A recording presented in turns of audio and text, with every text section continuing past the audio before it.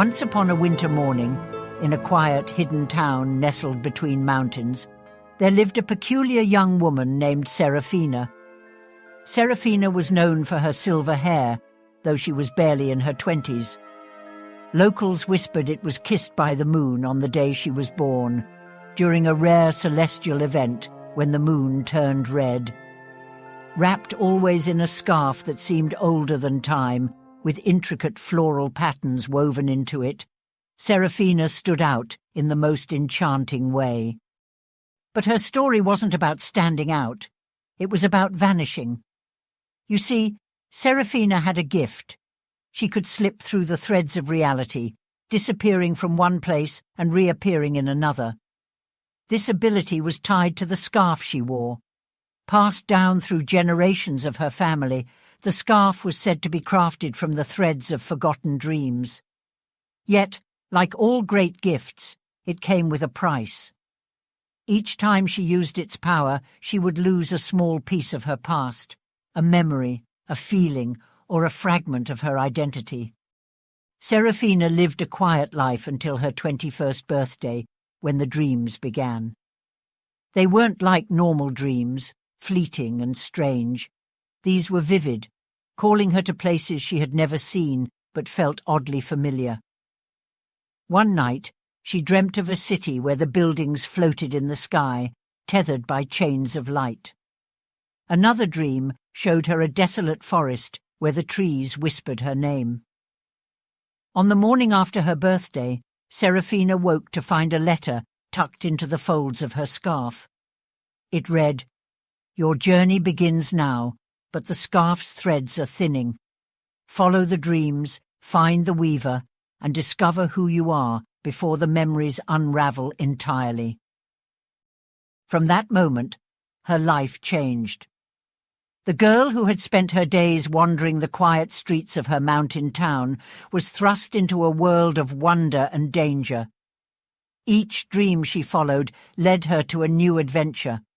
An ancient library filled with sentient books, a carnival where shadows danced without their owners, and a lighthouse that guided ships through the stars. But Seraphina's journey was not just about the places she visited.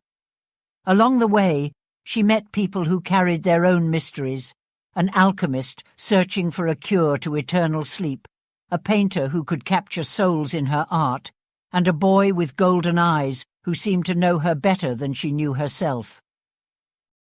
Through it all, Seraphina's scarf grew lighter, its patterns fading as she used its magic to traverse the world. The memories she lost began to haunt her, appearing as fleeting silhouettes in mirrors or whispers in the wind. She knew she needed to find the weaver before she forgot everything, including her own name.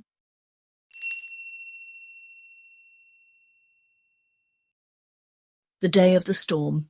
It was on the 7th dream that Seraphina found herself on the edge of an endless sea. The dream had shown her an island veiled in mist, where a lighthouse pulsed like a heartbeat. She awoke with the taste of salt on her lips and the letter's warning echoing in her mind. Some paths can only be crossed when the storm welcomes you. The fisherman appeared at dawn, his silhouette stark against the rising storm clouds. He sat silently in a small, weathered boat, waiting as if he had been expecting her. His face was hidden beneath a wide-brimmed hat, his shoulders hunched against the biting wind. Seraphina hesitated, clutching her scarf tighter as the fabric began to shimmer faintly, reacting to the charged air. The man didn't speak, but when she approached, he gestured for her to climb aboard. The journey was nothing like she expected. The waves towered around them, their frothy crests gleaming like the teeth of some great beast. The sky churned with bruised clouds, and lightning fractured the heavens, illuminating the dark expanse of the sea.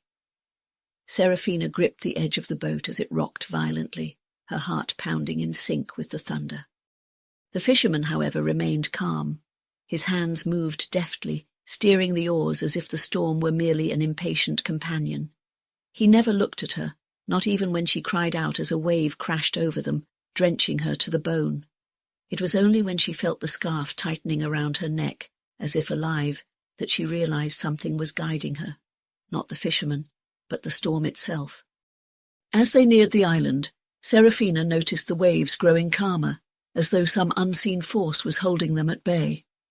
The lighthouse stood tall on the jagged cliffs, its light cutting through the mist in rhythmic pulses. But something was wrong. The closer they got, the colder it became, and the light of the lighthouse seemed less like a beacon and more like an eye watching her. The boat ground to a halt on the rocky shore, and the fisherman finally spoke. His voice was rough, like the scrape of wood against stone. "This is where the storm ends, girl. What waits for you beyond is yours alone to face." Seraphina climbed out, the scarf glowing faintly in the dim light. She turned to thank the man, but he was already gone, his boat swallowed by the waves as if he had never been there. The storm roared once more, but she felt no fear. The scarf fluttered lightly, its threads humming with anticipation. As she climbed the path to the lighthouse, the air grew heavy with whispers. The voices spoke in tongues she didn't understand, yet they seemed to call her name. The scarf began to glow brighter, its patterns shifting as if alive, responding to the unseen force waiting inside. When she reached the door, it opened on its own, revealing a spiral staircase winding up into darkness.